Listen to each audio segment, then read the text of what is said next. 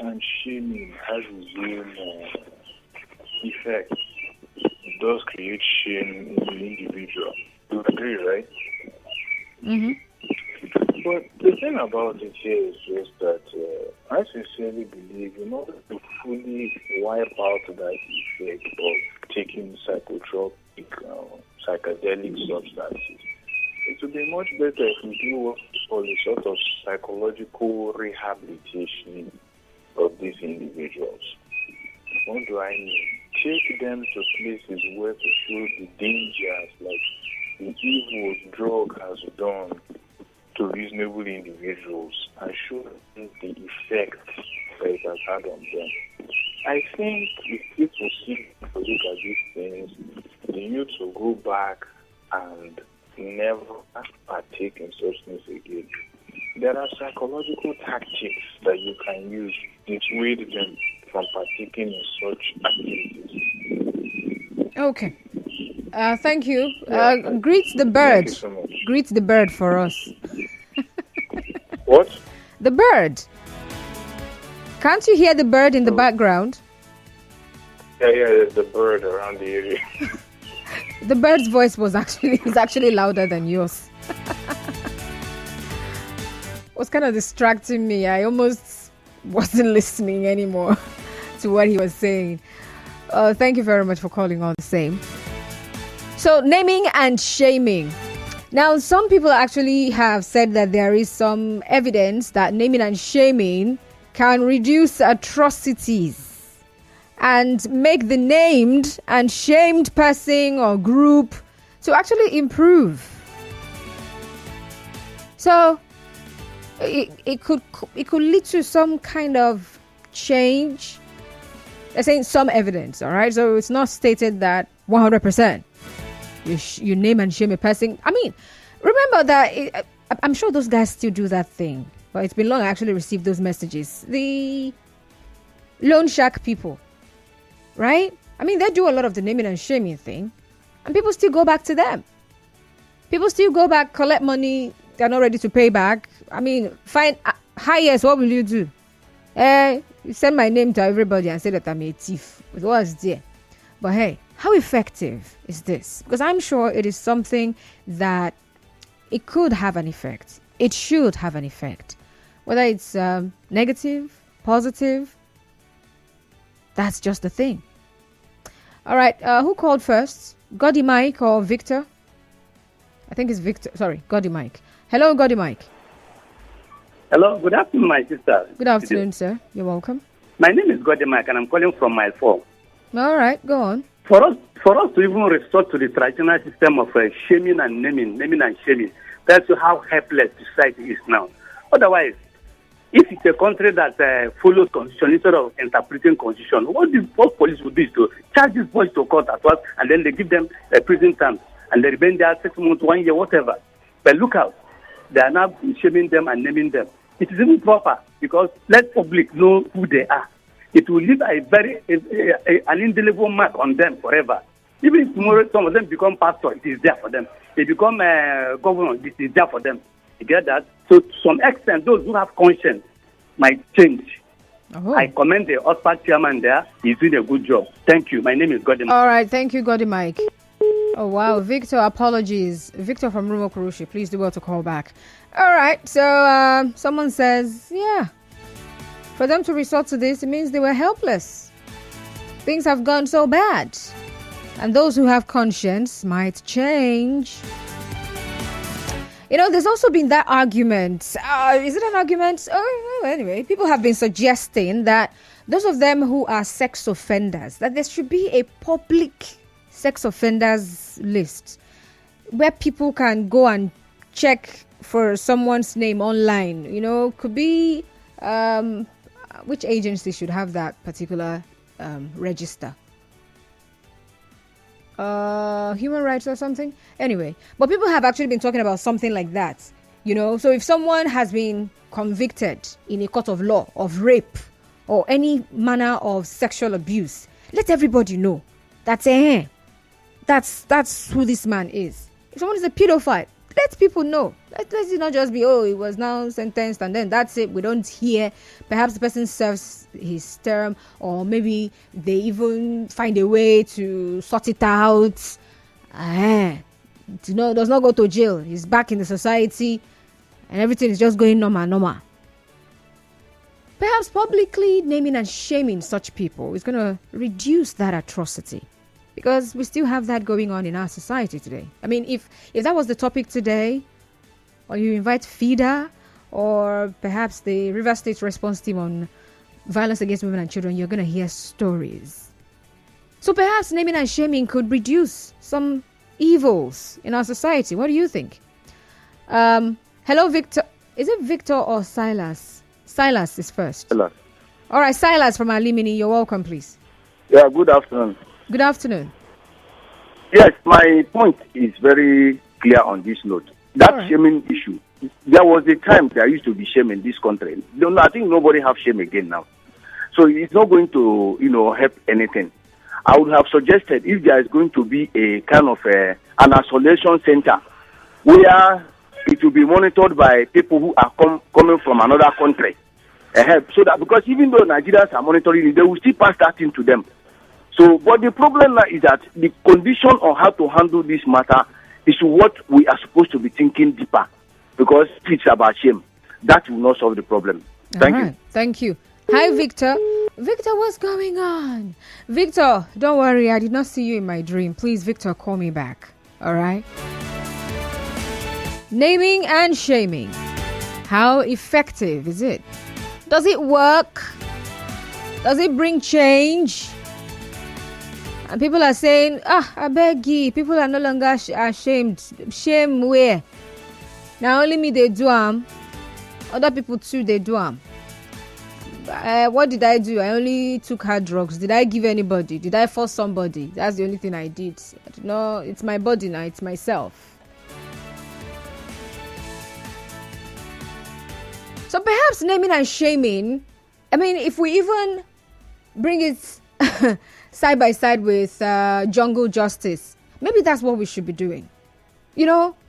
T4, he stole a phone. Instead of bring tire, you bundle the person, tie him up and parade him. Say he stole phone. He's a phone stealer. There's nothing like stealer, please. Hi, Victor. Victor, you're welcome back.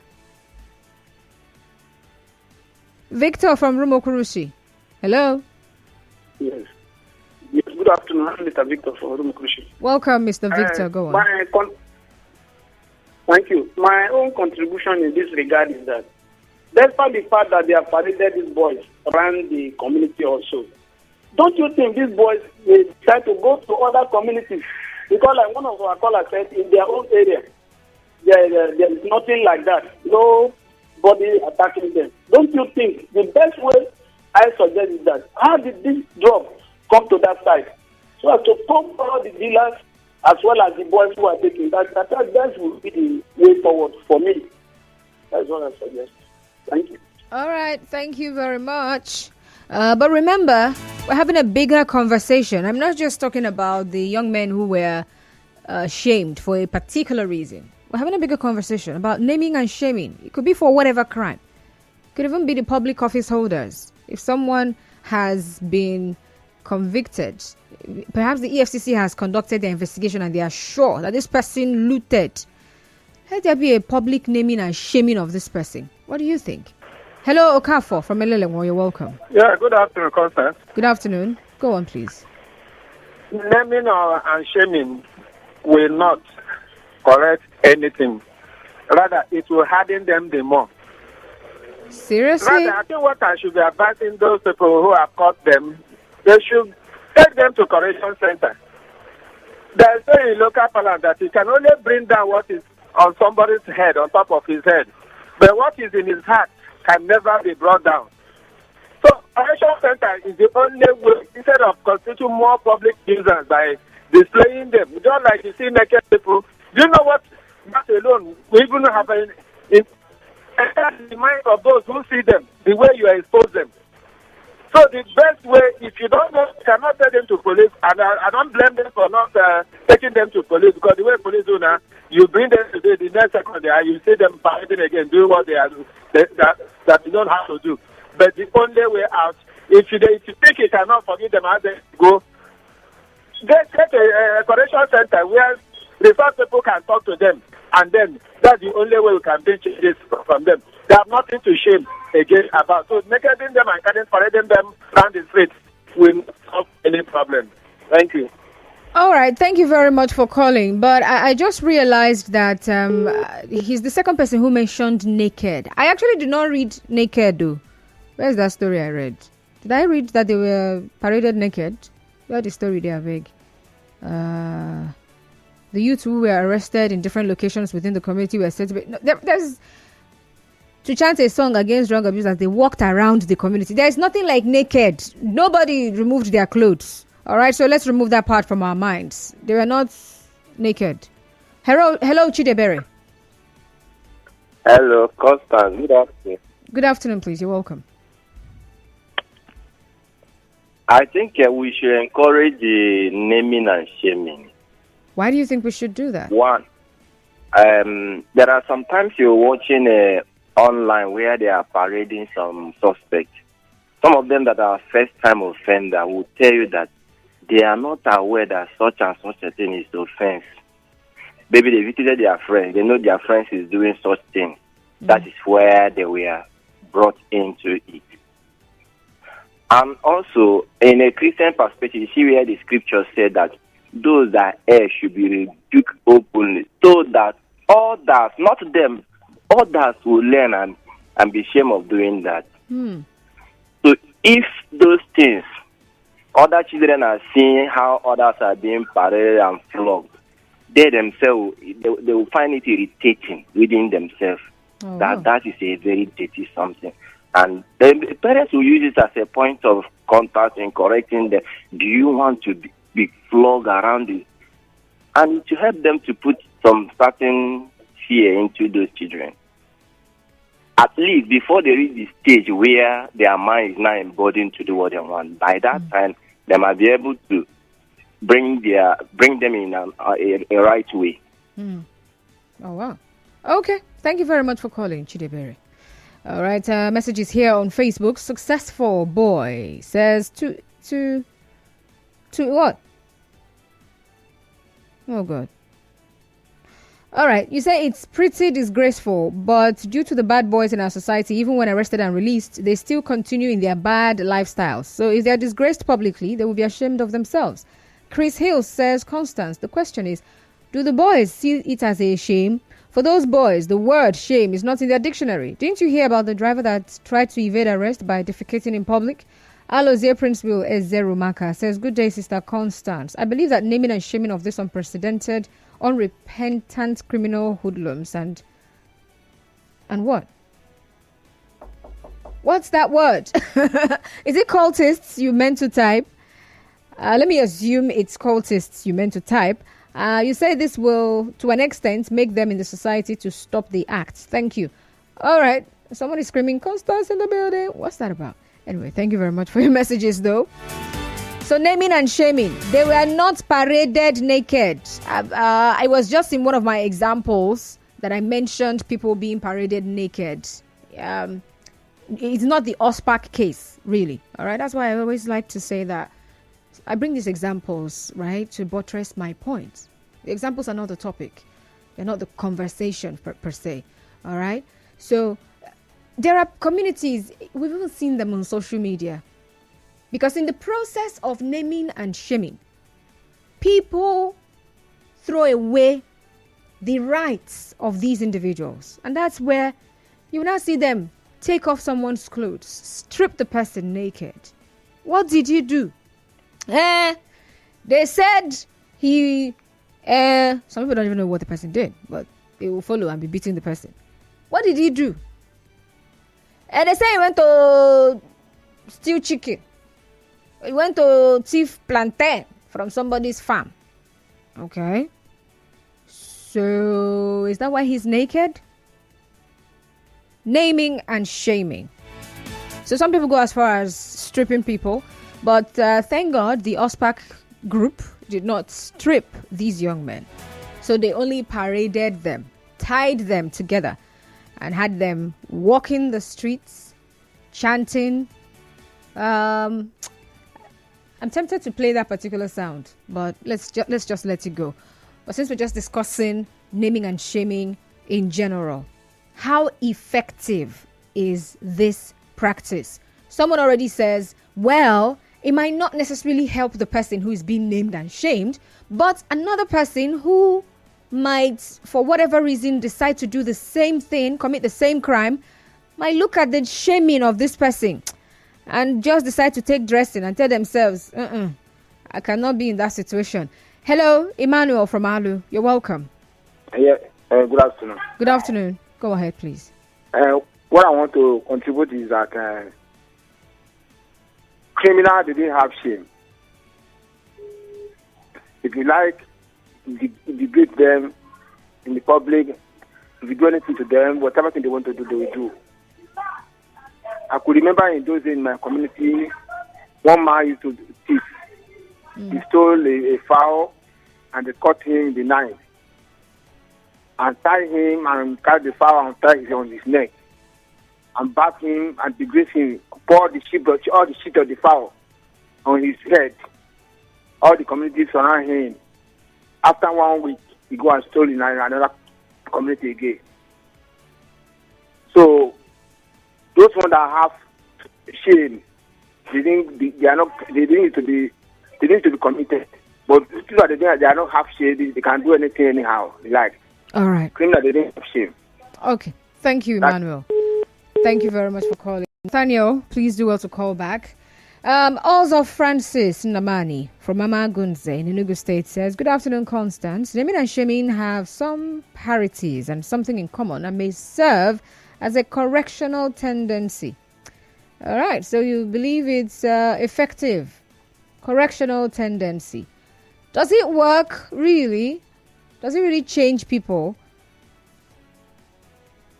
How effective is the practice of naming and shaming someone who has committed a crime? All right, on WhatsApp, good afternoon. Honestly, it will not change anything because they did not get the supplier.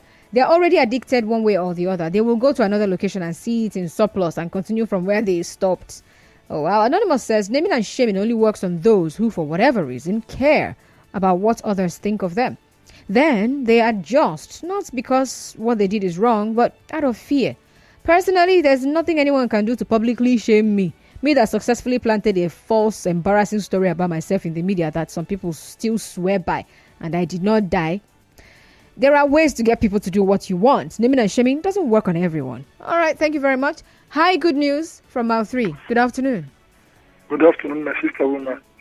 You're welcome. Yes. Naming and shaming has a long way to go in reducing crime in the society. One, it will make you be ridiculed by your equals. And people who want to venture into such in that environment will think twice before they come into it. It's not necessarily for that particular person, but it has a kind of signal that it sends round. I remember then in my community, when you steal or you do one of those things that is bad, or you fight your mom, or you beat your mom, or you beat any other that will aggravate the youth, well, instead of handing it to the police, and the police will keep you in the cell for 2-3 days and they grant you bail, and you come out and say, Bata na police. We, the community youth, will fine you. Not only fining you, we will bring you outside, flog you, at times 500 strokes, at times 900 strokes. You want to kill the person? No, Kem does not kill. Are you sure? 500 strokes. And you say Cain does not kill. As a youth leader, I have flogged 900 strokes. Well. Depends on the gravity of such person. And at times, even your junior brother will be part of persons that will flog you. Your elder brother will be part. Your uncles and their children will be part of persons that will flog, not only one person. The flogging will go round.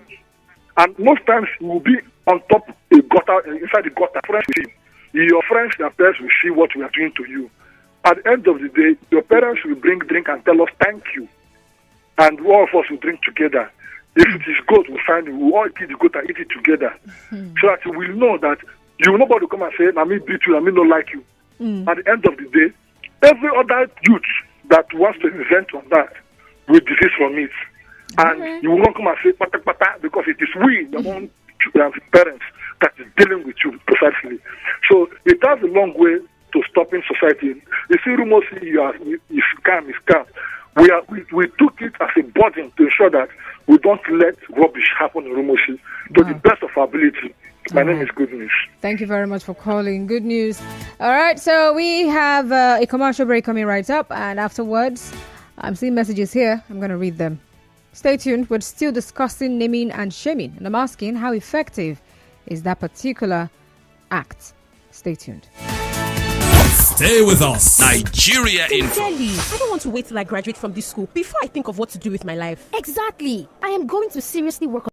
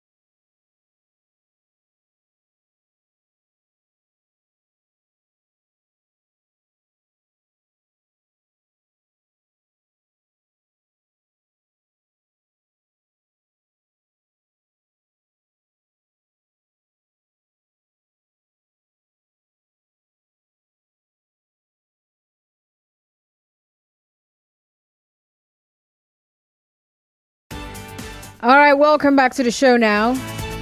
Naming and shaming, or the naming and shaming theory.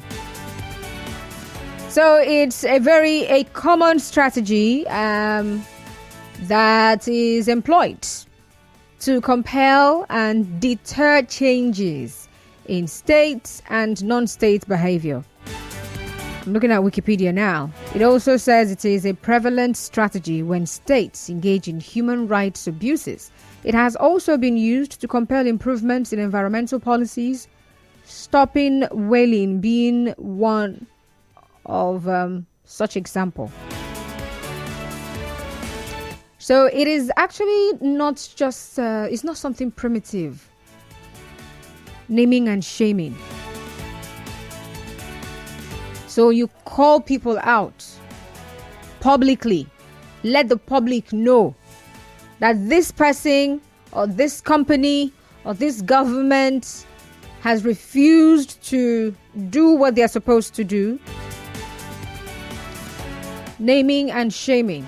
But we're looking at how effective it is, right? Someone here says this matter still matter where we did discuss for Wazobia FM Lagos with Ratata. Una planam.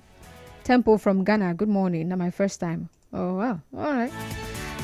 Naming and shaming will stop others from going into crimes, not necessarily for the boys who were arraigned. Okay.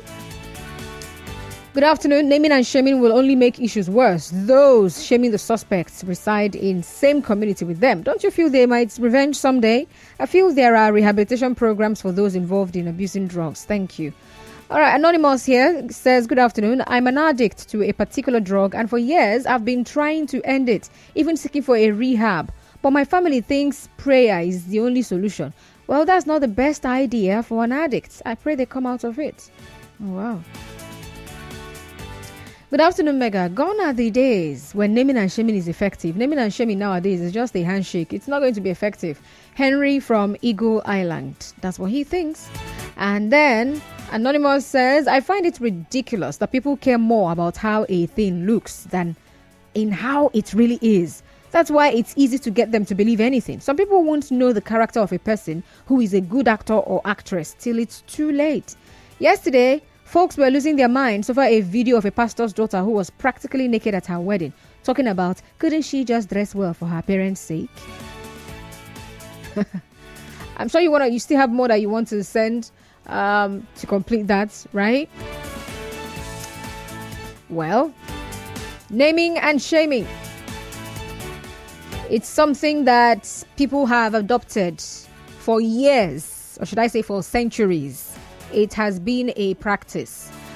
And sometimes it's how it is done, all right, that begins to call for questions about rights abuse.